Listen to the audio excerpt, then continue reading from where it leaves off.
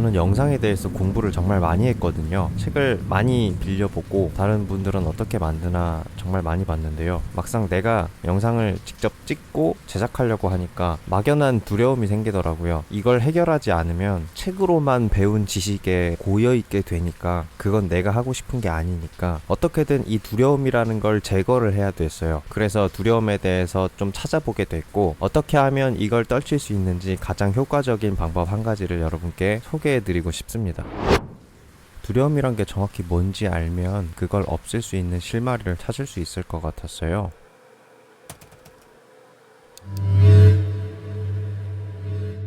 두려움이라는 건 어떤 느낌 혹은 감정인데요. 내가 뭔가 일어나지 않았으면 하는 일이 일어날까봐 느끼는 느낌 또는 감정이라고 할 수 있겠네요. 그러면 내가 일어나지 않았으면 하는 일이 정확히 뭔지 알고 있으면 그거를 제거하면 되잖아요. 어떤 일이 일어나지 않기를 바라냐면 생존의 문제와 직결돼 있어요. 누구나 인간은 죽음을 피하고 싶은 존재잖아요. 그래서 생존에 위협이 되는 상황에 맞닥뜨리게 되면 인간은 본능적으로 그 상황을 도망치게 되고, 그 도망치는 걸 담당하는 곳이 바로 편도체라는 부분입니다.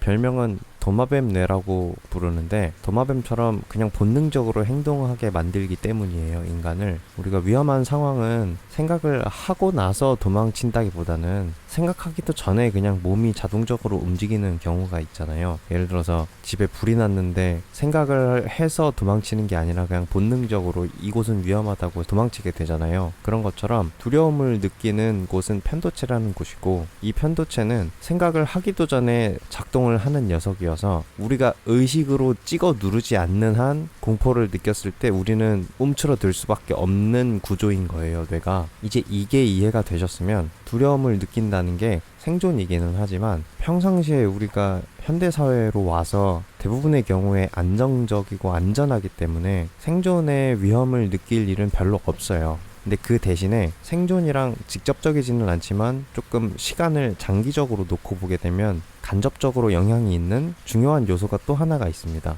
그건 바로 남의 시선을 신경 쓰는 건데요. 내가 만약에 남보다 못난 행동을 하고 못난 결과를 냈을 때 내가 남들보다 위상이 낮아지게 돼요. 그렇게 되면 장기적으로 봤을 때 내가 다른 사람들보다 영역을 확보하거나, 쉽게 말하면 돈을 많이 벌 기회를 놓칠 확률이 높아지기 때문에 남의 시선에 대해서 항상 신경을 쓰고 내 위상이 낮아지는 거에 대해서 극도로 민감하게 사람은 행동을 합니다. 이쯤 됐으면 거의 다 나왔죠. 제가 영상을 만드는데 두려움을 느꼈던 건 결과물 자체가 별로여서 내가 그 결과물이 마음에 안 들어서 내가 두려움을 느낀 게 아니라, 사실은 내가 만든 결과물에 대해서 남들이 하찮다고 평가할까봐 그게 두려워서 영상을 만들지 못하는 거였어요. 이 약간의 차이를 이해하시면 좋을 것 같아요. 그래서 세계적으로 뛰어난 업적을 남긴 거장들은 어떻게 이런 두려움을 이겨냈나를 찾아보니까, 이분은 베스트셀러를 내고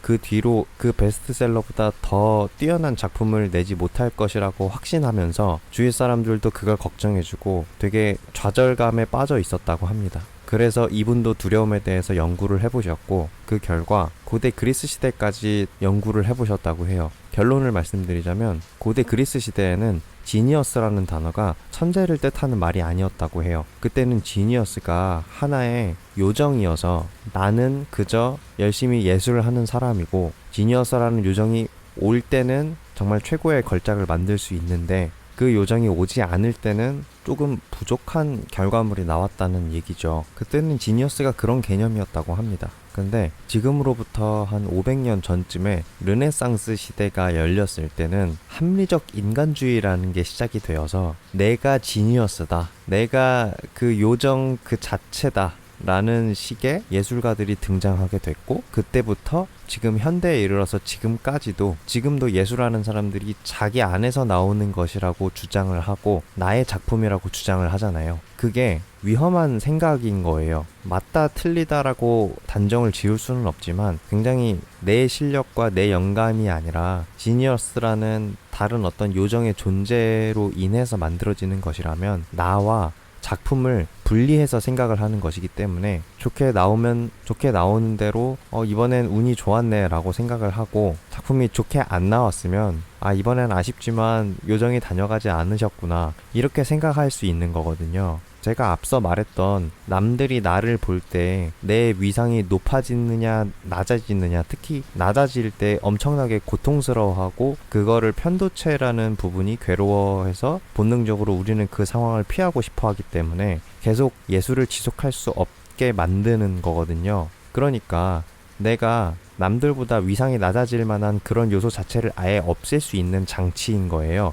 지니어스라는 요정이 나와 별개인 미지의 존재라고 생각을 하게 되면. 그래서 제가 하고 싶은 말은 이겁니다. 누구나 창작자들한테는 자신의 멘탈을 보호할 방어막이 반드시 필요한 거예요. 그게 지니어스라는 요정이 외부에 있다고 생각을 하는 것이든, 아니면 반대로 내 안에서 나오는 것이지만 그거를 다르게 말해서 돌려서 숨긴다든지, 사실은 모든 전문가들이 그렇게 행동을 하고 있어요. 드라마든 영화든 시나리오를 쓰는 작가들이 자기 경험을 빗대어서 되게 악한 얘기를 쓸 수도 있는데, 그거는 지어낸 얘기일 뿐 작가 개인의 경험에서 나온 것이라고 생각 자체를 안 하잖아요. 일반 사람들은 그렇게 생각을 안 하기 때문에 그런 창작자들이 자기를 보호할 수 있는 거거든요. 요즘 유튜브 시장이 너무 혼란스러워서 그것도 잠깐 짚고 넘어가자면, 유튜버들은 대부분이 자기 얼굴을 드러내고 나와서 자기 얘기를 하는 형식을 취하고 있잖아요. 실제로 유튜브에서는 그게 통하고, 근데 그 사람들은 이런 영상 결과물과 자기 자신을 분리할 수 있는 장치를 만들어 놓지 않았기 때문에 뭔가 문제가 터졌을 때 자기를 보호할 방법이 없는 거예요. 그러니까 애초에